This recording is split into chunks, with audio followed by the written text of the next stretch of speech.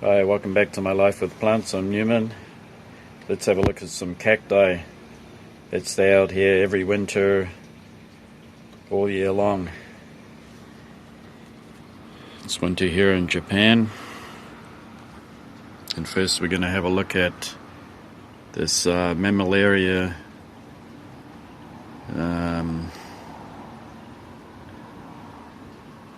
what is it called again? Gracilis, that's it. But you can see right in here that you can just make out the beginnings of flower buds forming. They always form about this time of the year in December. Sorry, it's not December, it's gone into January. And they begin to set their buds and flower by next month in February. We've had temperatures down to -4 degrees. We had 40 days without any rain, and we did have a rainy day, which does happen every now and then during the winter. And it didn't reach these plants though, because they are underneath an eave, and they're actually on this wall here. They're in these baskets that, in their own pots of course, up in this sunny area that faces south, and south in the north means the brightest position. So every day here is sunny. We do have the odd day here and there where we have cloudy days, but the majority of the time it is sunny. This plant can take down to -8. It has gone down to -10. It started to show the first signs of it starting to deplete or die at -10. If you do experience temperatures that are down to about -5 to -8, you do need some sunshine to help the cactus to get enough energy and enough warmth to get through the next night. Next to it here is a Mammillaria prolifera. It's quite widespread, coming from the east of Mexico, going into a lot of the offshore islands in the Caribbean.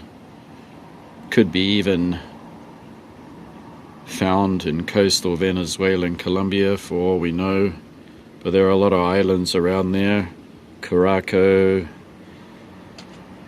Cuba, Haiti.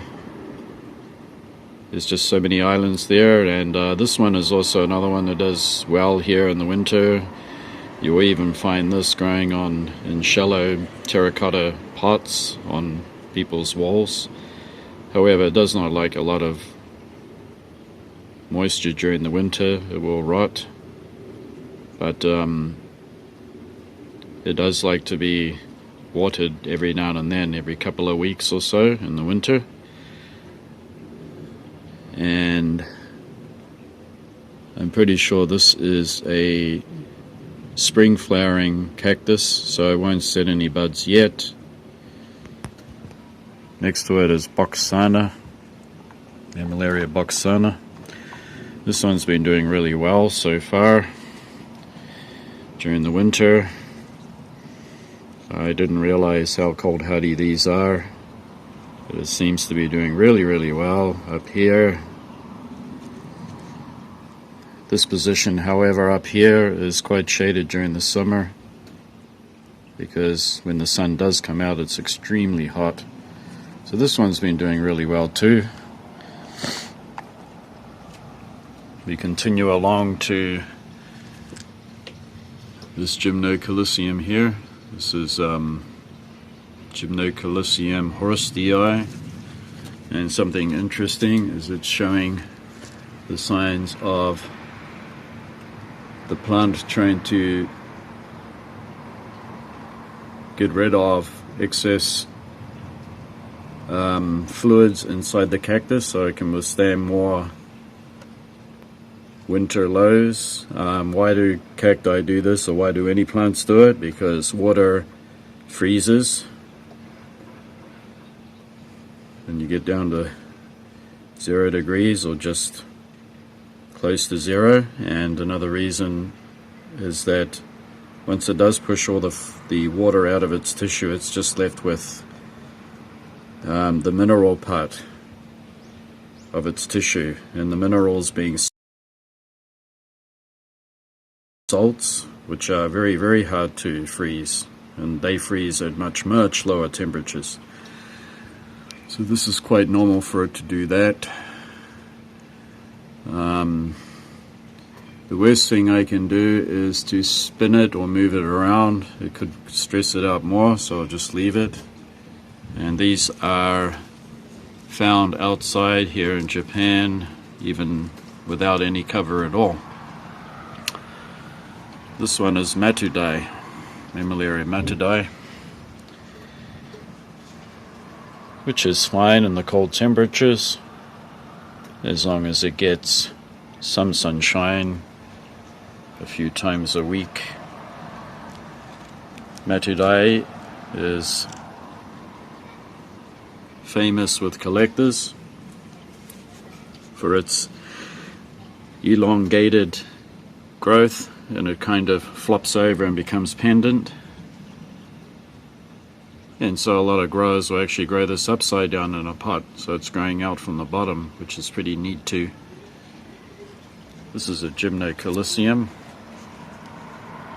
anisatii. And Gymnocalyciums here in Japan, and probably with you guys too in Britain, do really well during the winter. They shrivel a lot, they're very hardy. The only thing that really kills a gymno is overwatering. That's about it. Right next to it is this plant that I can't pronounce for the life of me. Dueteronia.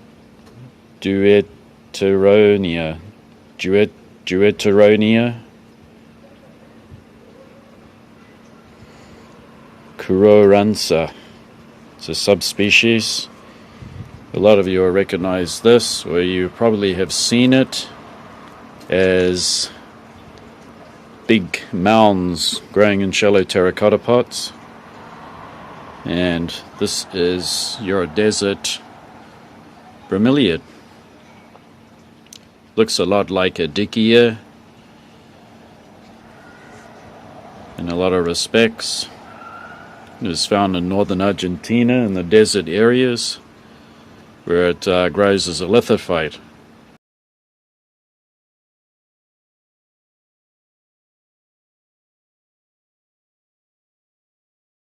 All up over the top of rocks. It does not require a lot of watering, however in cultivation it doesn't mind if you give it a little water now and then, a good soaking.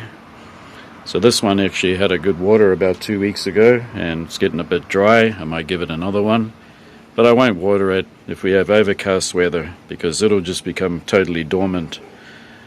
But if you do have sunshine in the winter, this plant loves to grow. It loves the cooler seasons, and as you can see there, you have that fresh new growth in the middle. This plant would look best if you grew it in a hanging basket and you planted it all the way around it so that it can form a nice ball, which would look really neat. So those are a very, very cold tolerant bromeliad. So we're going to move along here because we actually do have something in flower. I've had this cacti for many years. This is Mammillaria albulinata. It is, I'm pretty sure, native to Oaxaca, which is the southern part of Mexico. Another way I can tell where it does come from is its tolerance of high humidity during the winter here. Actually kind of likes it.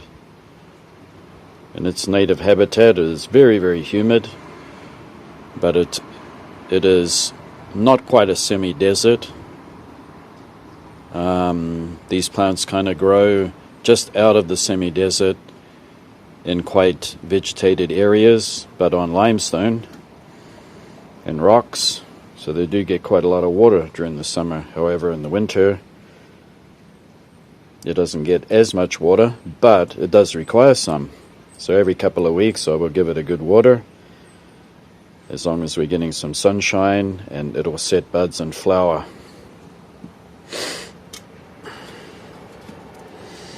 So we're going to put this back so it doesn't end up toppling off. What else do we have? This is an Austrocylindroputia monstrose. It tends to have this tendency of dropping or bending some branches. Usually you get this after some pretty cold temperatures. However, there's no rot and there's no softness, sponginess or anything in the tissue. But it could also be the fact that it's very, very dry here in the winter. Today's about 25% humidity. During the night it'll climb back up into about the 80s, but quickly will become dry again during the day. So some plants show their signs of low humidity by, or lack of watering altogether, by flopping over on the branches. But as I touch the plant stems, they are still quite firm. If they get too spongy and the plant is flopping all over the place, I might give it a quick water, but I have done. Okay, moving along. Not a cacti, just in the winter mode here. Like this Opuntia humifusa, which is widespread in the US. I really like the way that it has these very dark coloration to the pads, and it wrinkles up. This is its defense mechanism against the cold, once again pushing out all the fluid, the water, because water freezes at almost 0 or about 3 degrees if I'm right there. And then what it's left with is the salty tissue that's left over in the plant's metabolism and tissue and stem and everything like that, and that being salty can put up with even lower temperatures. So this is just the mechanism of a cactus to stay safe and healthy. And this one has beautiful yellow flowers, but the downfall part is it has glochids, and that is why I've put it up on this wall, because it's right away from any chances of having a casualty, bumping into it or anything. I chose this area. Something else exciting happening is this Mammillaria magnamama. You can see right there that it has a bud. So this is also a flower, winter flowering cacti. I hope I got the name right. It certainly looks like a magnamama, and its name tag said so, so I'm going to go with that. And magnamama is well known for its tendency to grow on freshly established lava spills from volcanoes when the volcano erupts in an area, and then you get the thick lava that cools off and becomes rock, This is one of the first cacti that actually establishes itself on lava establishments in Mexico. It's also very comes from very low altitude areas, from almost 0 meters above sea level up to 500. So they're very heat tolerant too. Next to it, and it has its buds here. Its buds will keep developing and flower when the weather gets warmer. It'll just hold on to them. And this is glandular cactus, unicactus. And I'm surprised at how well this has been doing, because it is tropical here in Japan during the summer, very high humidity, and it's been doing really well. It's in a very well draining mix in terracotta, pumice, and just average sifted potting mix. It's kept on the dry side, of course. I don't think it's tolerant of being wet too long. It'll cause rot. Something that does really well in here in Japan that I've showed many times is Cactus glossicens, which has the beautiful blue body in contrast with the golden spines. These are found growing in pots with people that are interested in them. It's very tolerant of humidity too. So if you have a humid greenhouse, you would definitely have success with glossicens. It loves humidity. Down here wintering is my very big, starting to get a little cylindrical. This is what happens once the plant matures.